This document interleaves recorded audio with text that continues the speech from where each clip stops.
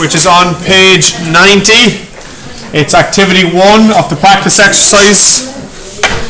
Alright, so we're going to start with point P here. And then what we're going to do is just turn off the lights.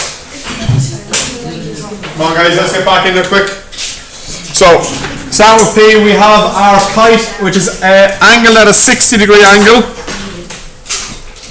So this would be the central axis of the actual kite itself. So when we talk about our definitions that we had, this is the central axis, okay, which central symmetry occurs. So we have a 60mm line going up through the middle. So that's 60mm from the tip to the bottom. It is at 60 degrees. Okay. And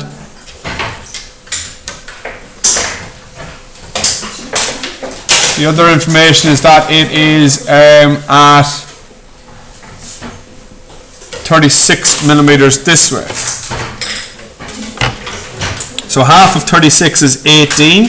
So if I step out 18mm there, place a mark, and 18mm this way, place a mark.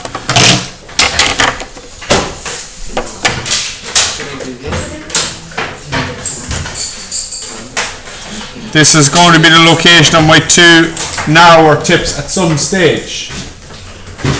Okay, and I just need to look at the image a little bit closer to figure out how that's going to be done. So this green object here is 90 degrees, which we know that already. It doesn't give us any other information. And so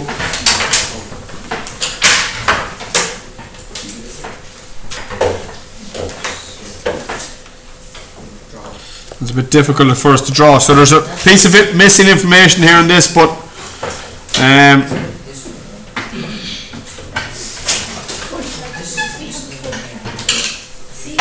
so guys, if you're having a look here, okay, I'm just looking to see to observe what the information is. There's missing information there now. So whereabouts do I do my cross line here, for example? It doesn't tell us that.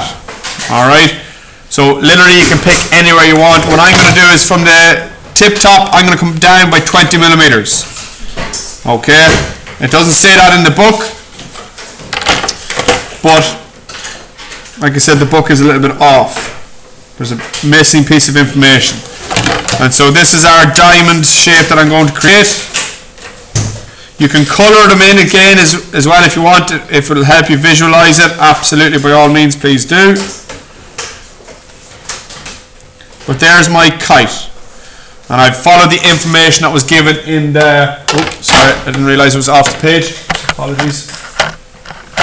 Okay, there's my kite. So this here is at 60 degrees, so I've done that there. I've picked point P. I've gone 60 degrees up here. I've stepped down here 20mm. I've stepped out 18 and 18. Why? Because it tells us that that measurement between there and there is 36mm. Half of 36 for me would be 18. And now I'm going to use my other set square to draw in my 45-degree angle, which is where my translation is going to take place. So you can see up there, top right hand side of the screen, it tells us that P to P1, which is our deciding factor, is at a 45-degree angle. There's my 45-degree angle. The distance that P to P1 is going to travel is 60mm. If I label these points A, B, C and D, A, B, C, D all must travel the same direction and distance as P to P1. Do we understand that? So the direction for A is 45 degrees. The direction for B is 45 degrees. The direction for C is 45 degrees. And the direction for D is 45 degrees. This one's probably a little bit simpler because there are less points involved. What is the distance? We'll set that up with our compass. It's 60 millimeters, so I set it with my compass, and once it's set with the compass, it can't be changed. So there's 60 millimeters. So C to C1 will travel the same. I label that as C1. C1 is the copy of C. D to D1, B to B1, and A to A1 are all the same distance and direction. All I now need to do, one second Brandon, all I now need to do is connect them up to make them look like the image that I had before.